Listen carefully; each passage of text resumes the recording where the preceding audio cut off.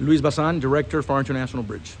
Luis, as we can see from the backdrop behind you, we are at an industrial warehouse summit that the Pharr Bridge Board has put on. Absolutely. Yes, and sir. it's so well attended. We're excited. I hate to use that cliche over and over, but we're excited because this is the first time we put something like this together. It was born out of a necessity. Last year, I read a story in the paper. I forget where exactly I read it. Must have been your paper or your online publication, where there's a need for warehouse space, that the stats don't lie, that apparently, we're at full capacity with warehousing space. Yet, we're trying to attract nearshoring. We're trying to get new investments. There's already companies here that are investing in warehouse space, but I think we're doing we're not doing us anybody a favor by not putting together the people that need to be talking, as a one-stop shop to ensure that future investors are talking to the right developers, they're talking to bankers, and they're talking to people that can lead them in the right direction. So that's where the need came from. It was born out of that, and to us, it's a new program. We have Bridge Connect, we have started the produce season, we have all these events we've been putting together for several years. This is something new for us, and we're excited because again, we did garner a lot of attention. I think more than what we actually anticipated. So that's always a good thing. Yeah. And on top of that, I remember there's another story we did with you where you were traveling in Mexico, meeting folks, meeting all the important groups that you need to be in front of, and you learned that there were maybe 400 companies from China looking to invest in Mexico, which means more traffic for us. I believe the number still stands. Don't quote me on that, but I believe the number still stands. My understanding now is that there's a smaller percentage though. And we had our friend Jorge Torres from Interlink presenting minutes ago how they're not looking at the state of Tamaulipas, which is not encouraging at all.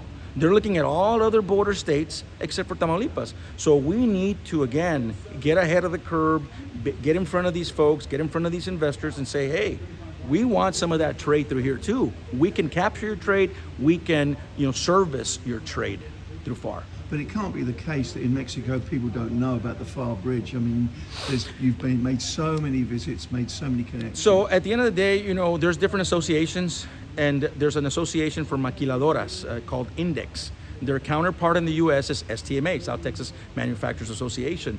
A lot of it is what we do together as partnerships to be able to attract these companies, because they're the ones dealing with the actual manufacturers. They're the ones dealing with the economic development corporations that are placing these companies, let's say in Mexico, right? Because at the end of the day, what we know is that nearshoring is bringing those companies from China, those companies that take oceans, that separate us by oceans. We want to get them closer to their suppliers. We want to get them closer to the consumer.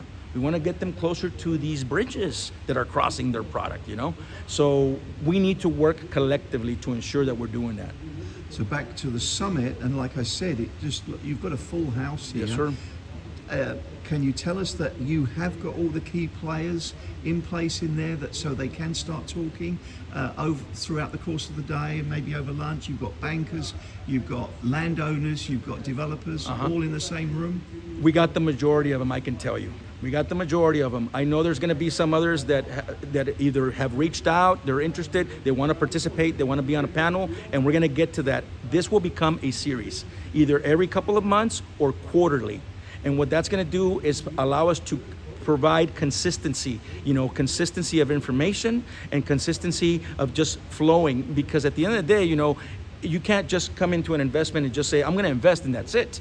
It's a process, right? So yes, we have some of the majority of the major players here. As a matter of fact, what you see here, our little expo here, this is something that I was not that I was opposed to it, but I wanted to have it, I wanted to do something a little bit more special, but it is these folks that asked, hey, can we put something, can we have our booth there? Can we talk to people? So we're setting up a lunch here as well at 12 noon. Provided by Altamar, sponsored by Altamar. And we're just excited again, Steve, because again, the future is bright. We've been talking about the future being bright for many years, but we're putting, we're putting skin in the game, not just by the infrastructure projects. We're building the bridge expansion and all the other projects, but we're also bringing these types of services and these types of programs to allow these people to talk and to get business moving. And I know, because I also can see this in the backdrop, one of your sponsors is Majestic Realty, Yes. and you were just telling another reporter about their plans. Sure. Can you share that with us? Absolutely. So Majestic Realty reached out to Pharr, not the bridge, but Pharr, City of Pharr, a few years ago, 2-3 years ago, and they started working with one of our local real estate developers, CBRE, and they came to us and they said, hey, look, we're interested. We want to see where this one project that the bridge is building, where the exits are going to be for the new border safety inspection facility, because we're thinking of buying some land there, acquiring some land and building and developing some future warehouse space. So that's one of them. I know there's Killam, they're in other cities, but they've also talked to us about developing here, trying to acquire land here.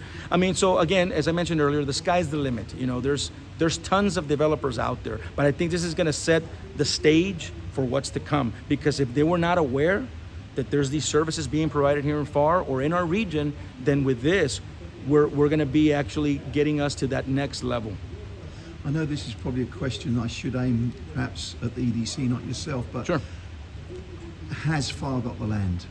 Has Pharr got the land? If you look around, Pharr has a lot of land. Now, whether it's up to the landowners whether they want to sell or whether they're leasing it, right? That's always the question. But the good thing is that Pharr is annexing, you know, another, I forget the amount of acres. You know, so the city of Pharr is going to duplicate in a matter of years. So yes, all that area will be along the border. All that area will be for industrial development in the future.